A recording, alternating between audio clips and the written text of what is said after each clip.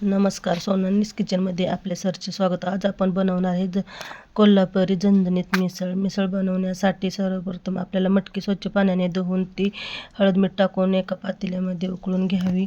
70-80% शिजल्यानंतर ती एका पातेल्यामध्ये काढून घ्यावी. व्हिडिओमध्ये दाखवल्याप्रमाणे सर्व मसाले भाजून एका कढईमध्ये खोबरे, कांदा, लसूण, कोथिंबीर, टोमॅटो बारीक करून घ्यावे. एका कढईमध्ये 4 चमचे तेल टाकून त्यामध्ये सोनेरी होईपर्यंत बारीक चिरलेला कांदा आणि केलेले वाटण हे तेल सुटेपर्यंत परतून घ्यावे. त्यामध्ये आपला पाहिजे तो मसाला, तिखट, मीठ सर्व तेल सुटेपर्यंत परतून घ्यावे. तेल सुटेपर्यंत परतून झाल्यानंतर त्यामध्ये आपण मटकी व त्यामधील गरम पाणी काढून घेतलेले त्यामध्ये मसाल्यामध्ये टाकावे.